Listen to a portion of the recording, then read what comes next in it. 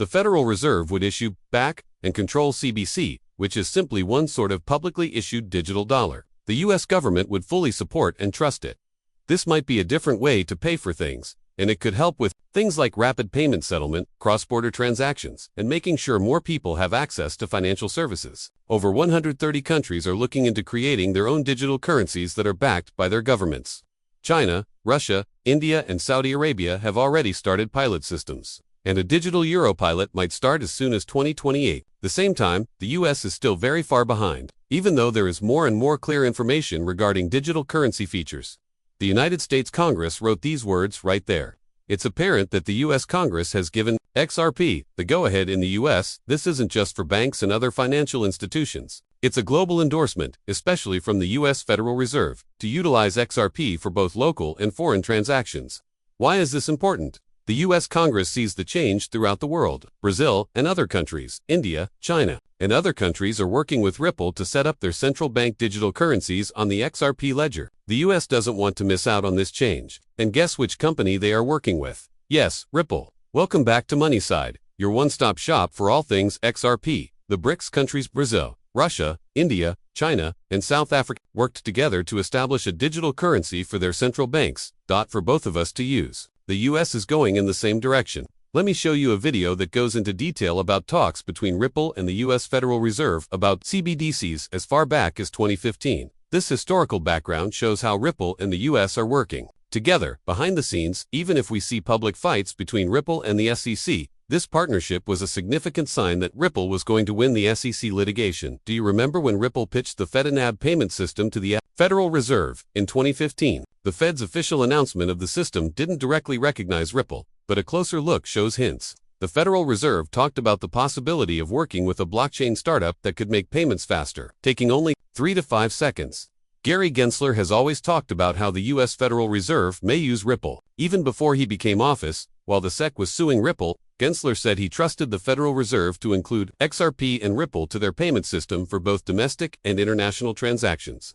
Let's move on to what's been going on. Lately, Riverbank, a well-known Ripple payment partner that uses the RippleNet system, is now formally part of the FedNet payment system. Let's have a look at this. Riverbank is more than just a bank. It helps people make payments by using RippleNet's Xcurrent and XRAPID protocols. Both of these sites use XRP and its ledger to get money when they need it. It's clear that Xcurrent and RippleNet, all of which are based on XRP, will be involved now that Riverbank is part of FedNet. This means that the FedNet payment system is ready to use XRP to meet its liquidity needs for transactions that transcend borders. So, we may expect XRP's value to go up as its usefulness and use cases grow. If you own XRP and are watching this, it's good news for your investment. This integration of XRP into regular banking institutions shows that the cryptocurrency has a lot of potential. This shows how the world of money is changing. We're seeing a big change in the way banks work as they realize how fast, efficient, and cheap blockchain technology like Ripple's are. Also, Gary Gensler's support and the actions of institutions like Riverbank after that are just the beginning. As more financial companies learn about and use XRP and other related technology, the effects will be seen throughout the industry. I have some great news for my fans before we get into it more. I'm giving away XRP. Just follow these 3 easy actions to join. Please like this video, subscribe, switch on notifications, and share it with your friends. When I pick our lucky winner, I'll check to make sure that these steps have been done. Good luck to everyone. When we reach 60,000 subscribers, we'll let everyone know who won. Now let's get back to the subject at hand.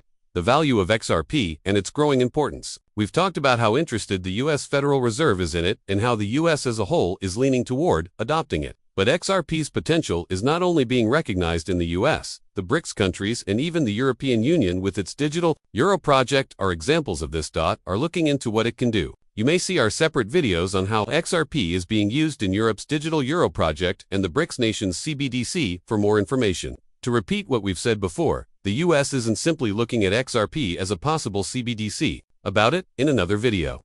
They're also interested in using it to make cross-border transactions easier. This isn't only about CBD, it also applies to financial transactions in the US and around the world. Let's look into what this signifies for XRP's future worth. The intrinsic value of XRP will change when more and more people, especially big financial institutions like the US Federal Reserve, start using it. After all, the usefulness of a cryptocurrency is a big part of what makes it valuable.